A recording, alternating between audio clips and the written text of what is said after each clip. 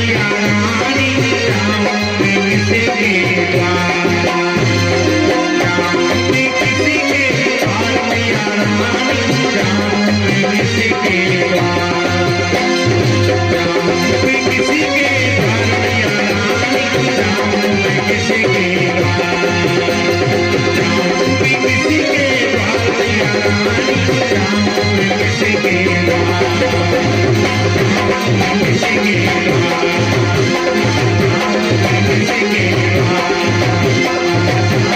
जाऊंगी किसके द्वार, बोलिए दुर्गा मैया की, बोलो सिद्धेश्वरी मैया की जय। अब हम सबको अक्रम प्रसंग की ओर चलना है। उसके पहले पूछ लेंगे समझ में आ रहे हैं कि नहीं आ रहे हैं प्रसंग, कि हम कहते जा रहे हैं, हम अपने जन्मे जय को सुनाते जा रहे हैं, जन्मे जय महाराज को। क्योंकि समझते जाना और समझाते भी जाना, बताते जाना सभी को आपस में समझ आ रहा कि नहीं। समझ नहीं आएगा तो दूसरे तरीके से भी क्रिया बनाई जाएगी क्रमबद्ध, तो क्योंकि देवी भागवत श्लोकों के माध्यम से ही चलती है, इसलिए श्लोकों का ज्यादा उच्चारण करना होता है। क्योंकि ये देववाणी देवताओं के लिए अति प्रिय है, संस्कृत वाणी देवताओं की है और इसके बोलने से सीधा कनेक्शन देवताओं को पहुंचता है। इसलिए बीच बीच में मंत्रों और श्लोकों का उच्चारण ज्यादा करना रहता है। और शाम को ये आपकी .tv इंडिया पर भी डाली जाती है, उस पर भी ये चल रहा है कार्यक्रम। आप हमारे ठाकुर साहब आते हैं नित्य प्रति, हिमांशु सेंगर जी नित्य प्रति अपना लोड करके करते हैं अपने चैनल पर .tv इंडिया पर भी ये कार्यक्रम आपको दिखाया जा रहा है यादव परिवार का। बोलो सिद्धेश्वरी मैया की जय। अब चलते हैं, एक राजा ऐसे भी हुए कि वह उनको अभिमान होने के कारण पृथ्वी पर नहीं चलते थे, तपोबल के कारण। तो अन्य राजाओं से उन्हें बड़ा बैर हो गया। राजा उनके आपस में बैर रखने लगे कि वो तो पृथ्वी पे नहीं चलते, जैसे आजकल नहीं कहते हैं वो तो हवा में उड़ रहे हैं। तो वही राजा की कथा आप सुनाने जा रहे हैं कि कौन राजा थे, वो हवा में उड़ते थे। लोग वह कहते हैं, स्वभाव बस कहने लगते हैं।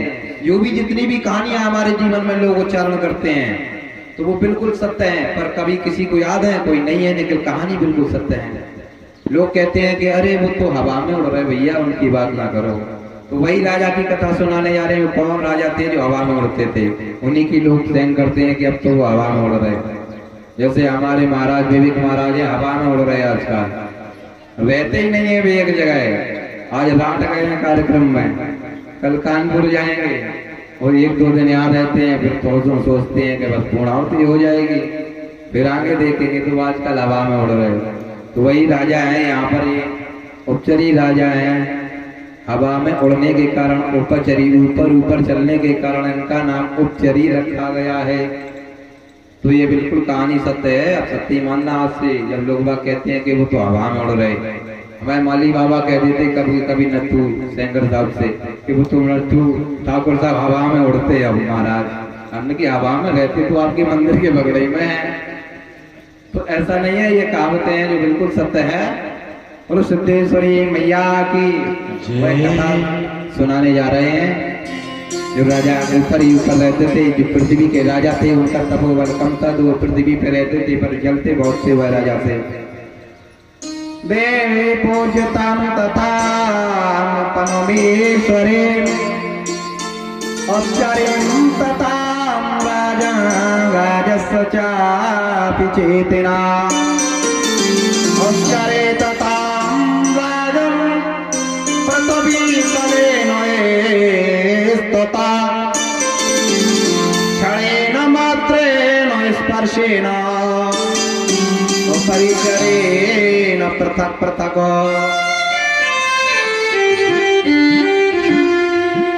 एक राजा उपचरी थे, वह पृथ्वी पर ब्राह्मणों का बहुत मान सम्मान करते थे, ब्राह्मणों को बहुत भोजन कराते थे और बहुत से यज्ञ किए। माता भगवती के यज्ञ करने के कारण माता भगवती ने एक विमान दे दिया और विमान देने के बाद कहा इस विमान बेटा यह आपके लिए है राजन, इस विमान से जो आप कहोगे वही यह कार्य करेगा, और जाओ संसार में आप इसमें है जहाँ भी चाहो वहाँ घूम सकते हो इस विमान में बैठ करके। उसी समय राजा अपने रानी के पास आते हैं और रानी से संपूर्ण बात बताते हैं। कहा इस यज्ञ में माता भगवती प्रकट हुई है, वह माता भगवती ने यह में वरदान स्वरूप हुआ है, विमान दिया हुआ है, और वह विमान जाकर के शब्दों के उच्चारण से भी चलने वाला, शक्ति के उच्चारण से भी चलने वाला, और कहने पर भी रुकने वाला था। तो वह राजा ने जैसे ही यह बात बताई उसी समय रानी बड़ी प्रसन्न हो जाती है। रानी जब प्रसन्न होती है तो रानी ने सुबह और उन रानियों को, दासियों को, सभी को बताया हुआ है बात, संपूर्ण धीमे धीमे पूरे विश्व में फैल जाती है। कुछ समय बाद तो सभी लोग दर्शन करने के लिए आते हैं। दर्शन करने के बाद राजा उसी समय विमान में बैठ जाते हैं और विमान में बैठ करके आदेश देते हैं, कहते हैं वाराणस्याम विशालाक्षी, वाराणसी की ओर चलिए। बनारस की ओर विमान बढ़ने लगता है। राजा उसमें विमान में बैठे हुए बस माता भगवती का ध्यान करते हैं और कोई काम नहीं। उसके बाद वो गंगा की ओर बढ़ते हैं, यमुना की ओर बढ़ते हैं। वह विमान प्रयाग की ओर, संगम की ओर बढ़ते हैं। संगम में उन्होंने क्या देखा, ऊपर संगम के मध्य में खड़े हुए अपने विमान को स्थिर कर लिया, और विमान में स्थित करके ऊपर से देखा कि आज सभी भक्त यहाँ स्नान कर रहे हैं संगम में, और स्नान करने के बाद क्या कृत्य होगा, माता भगवती का ध्यान करते हैं। तो माता भगवती कह रही है यह सब स्नान नहीं कर रहे हैं, केवल शरीर धो रहे हैं। कहा ये कैसे, बोले बिल्कुल पता है, इसमें सेवक केवल 1, 2, 3 प्राणी होंगे जो स्नान के रूप से आए हैं। कहा ऐसे कैसे हो सकता है। माता भगवती ने कहा हम अभी परीक्षा कराते हैं। माता भगवती एक सुंदर रूप देखते देखते और तत्काल बुढ़िया बन जाती हैं, और बुढ़िया बन जाती है। बुढ़िया बनने के बाद कहा उच्चरी राजा आप देखते रहना, हम ये कृत्य कर रहे हैं, वह कृत्य को देखिएगा, केवल उसके बाद उत्तर आपको मिल जाएगा। कहा ठीक है। उसी संदर्भ पर सैकड़ों श्रद्धालु आए, सभी ने स्नान किए, कोई पूजन कर रहा है, कोई रुद्राभिषेक कर रहा है, कोई पूजा सामग्री का सामान ले रहा है, कोई जयकारा लगा रहा है संगम में, मेले में। और वह बुढ़िया के रूप में माता महालक्ष्मी वहीं पर बन जाती हैं, और बुढ़िया बनकर के संगम के थोड़े दूर चलने पर एक पैर वहीं संगम में धंस जाता है नीचे को, और माता ने पुनः दूसरा रूप बनाया, उनके शरीर से कोड़ चूने लगता है, और वह बुढ़िया कहने लगती है कि हमें कोई ऐसा संगम से निकाल दो, हम डूबे जा रहे हैं, हम डूबे जा रहे हैं, और मेरे शरीर से कोड़ चू रहा है, मुझे बड़ा कष्ट हो रहा है। अनेकानेक श्रद्धालुओं से कहा कि हमें कोई निकाल दो, हमें कोई निकाल दो। कुछ लोगों श्रद्धालुओं के मन में, हृदय में विश्वास था, उन्होंने कहा अभी निकाल देते हैं। पर श्रद्धालुओं के साथ में भी कुछ दुष्ट आत्माएं होती जाती हैं स्नान के लिए। वह कहती हैं क्या चक्कर में पड़े हो। वह आत्माएं बुढ़िया को निकालते रहेंगे तब तक मेला निकल जाएगा, ये लोग स्नान कर लेंगे, जब तक ये लोग चले जाएंगे। अरे छोड़ो चक्कर, पता नहीं कौन सी बुढ़िया क्या होगी, मर जाने दो। ऐसे श्रद्धालुओं से उच्चारण करते हुए वह नहीं निकालते हैं। सुबह से शाम होने को उन बुढ़िया ने सभी से कहा मुझे निकाल दो, हम डूबने जा रहे हैं और मेरा पैर फिसल गया है, हमें जरा सहारा दे दो, हम बाहर आ जाएंगे संगम से। किसी ने नहीं सुना, सायंकाल होने वाला था और उपचरी राजा यह कृत्य पूरा संगम के ऊपर खड़े हुए देख रहे थे। उसी समय एक बालक आया और उस बालक ने बुढ़िया को देखा कि शरीर से कोड़ चू रहा है और शरीर से कोड़ चूरा हो रहा है। बुढ़िया आवाज कर रही है, हमें निकालो, हमें निकालो। उसी समय वह बालक बुढ़िया के पास पहुंच जाता है, बूढ़ी माँ के पास। कहा, माता जी आप हमारा सहारा ले लो, हम आपको निकाल देते हैं। कहा, ठीक है, हम सहारा दो। उसी समय वह बुढ़िया कहती है कि अरे मेरे शरीर से कोड़ चू रहा है, क्यों आपके लग जाएगा बेटा, तुम्हारी जवानी है अभी और पूरा शरीर खराब हो जाएगा। कहा, माता जी अगर आपने मुझे पुत्र बोला है तो आप मेरी माँ हुई और माँ को छूने में व माँ को ही सेवा करने में कोई दोष नहीं है, इसलिए हम आपको निकाल करके ही रहेंगे। उसी समय वह बालक शरीर से पतला दुबला हाथ लगाता है, पर वहाँ बुढ़िया नीचे को खिसकती जा रही है, जल में पूरी ताकत लगा देता है। जब समझ लिया वह बुढ़िया ने कि यहाँ पर यह बालक की अब ताकत समाप्त होने जा रही है, उसी समय वह अपने रूप में महालक्ष्मी आ जाती हैं। कहती हैं, बेटा वरदान मांग लीजिए। उसी समय वह बालक चकित हो जाता है और देख करके वह चरणों में पड़ जाता है कि आप तो महालक्ष्मी दिखाई दे रही हो, आपको तो विष्णु के पास रहना चाहिए, आप यहाँ कहाँ माता जी?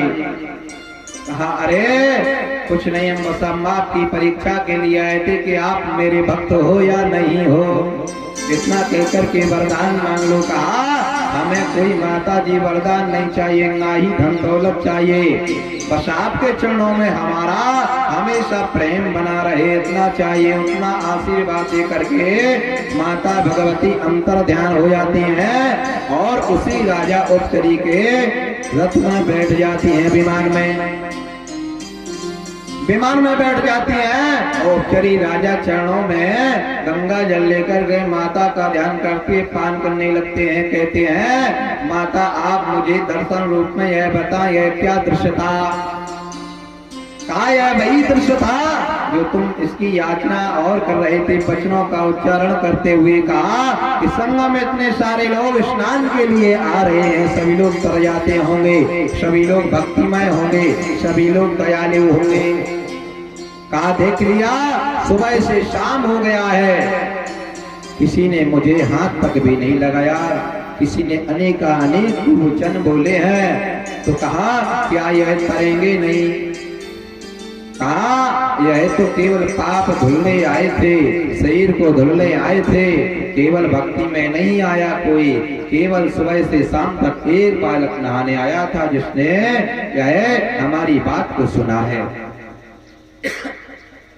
इतना कहकर के राजा उपचरी चरणों में पड़ गए कि माता यह सब दृश्य मेरा देख करके हमें अब नीचे नहीं जाना है पाप करने के लिए, ना ही हमें किसी की संगति करना है। उसी समय माता भगवती अंतर ध्यान हो जाती हैं। तो यह संसार सागर का मेला है, संसार सागर में कोई किसी के साथ नहीं जाना है, केवल जाना है तो धर्म और माता भगवती का कर्म जो आप करोगे, माता भगवती के चरणों में सेवा करोगे, वही जाएगा, कुछ नहीं जाएगा। ये सब संसारिक मेला है। जैसे हम और आप संगम में गए हुए थे, हजारों लोग थे, कोई कोई को नहीं देख रहा था, एक दूसरे में नहाने में लगे हुए थे, कोई अपने कपड़े बदल रहा, कोई वस्त्र बदल रहा, कोई ज्ञान दे रहा, कोई भक्ति गे रहा, कोई गा रहा, कोई अपना पार बनाने वाले अपना धंधा कर रहे। उन्होंने कहा ठीक है 50 मिलेंगे। हमारे एक यजमान बोले, पता नहीं कौन, शायद सुमित जी थे, सुमित यादव जी, कहते हैं गुरुजी क्या यहाँ पार बनाने वाला मिल जाएगा? मैंने कहा यहाँ मिल जाएगा, यहाँ तो जेब काटने वाला वही मिल जाएगा, आप पार बनाने की बात करते हो। जब तक इतना उच्चारण किया तब तक कम से कम 10 हो वहां पे नाई आ गए हमारे पास, कहने लगे महाराज किसकी मुंडन होना है? हमने कहा मुंडन नहीं, उस खंड नहीं मानो आप यहाँ खाए। हमने कहा यदुवंशी लोग हैं, 1-2 लोग नहीं है हमारे साथ में मेला है, यदुवंशियों का परिवार जानते हो, वो हंसने लगा। मैंने कहा हिसाब से पैसा लेना, अगर बिगड़ गए तो तुम समझ लेना। नहीं महाराज हम बनाएंगे। उसमें से एक बहुत थोड़ा टेढ़ा मेढ़ा भी था, तो उसने पता नहीं किसके बनाए, तो कहने लगे गुरुजी बड़ी मुश्किल पड़ गई। चला दिया होगा छोरा साहब 1-2 बार 2-3 लोगों के साथ, क्योंकि कहाँ से बिलेट आ रहा है इतने सारे। तो ऐसी कृपा है, वहाँ तो अनेक अनेक लोग हैं, क्योंकि वहाँ का तो कहना है कि वहाँ बोलो आप नहाते समय हर हर गंगे, तो कुछ चोर लगे कहते हैं कि बस तुम बोलो हर हर गंगे तो हम करें दे रहे तुम्हें अभियान लंगे, तो वे कपड़ा उठाए और चल दें। तो ये संगम है, मेला है संसार का, कोई किसी का नहीं है, क्योंकि जननी जाना जनक जाना, भाई और बंधु जाना है, अकड़ जाना मकड़ जाना, सूखा जड़ जाना है, इधर जाना उधर जाना, पर देगे भी जाना है, मित्र जाना दुश्मन जाना, अपना जाना दूसरों का जाना, दूसरों का बिगाड़ना जाना है, इतना सब कुछ जाना पर कुछ भी नहीं जाना, जिसके पास जाना है उसको तुमने नहीं पहचाना, जिसके पास जाना है उसको तुमने नहीं जाना। आदिशक्ति मां देव भवानी कैला मैया नमो शक्ति मां देवी भवानी कैला मैया नमो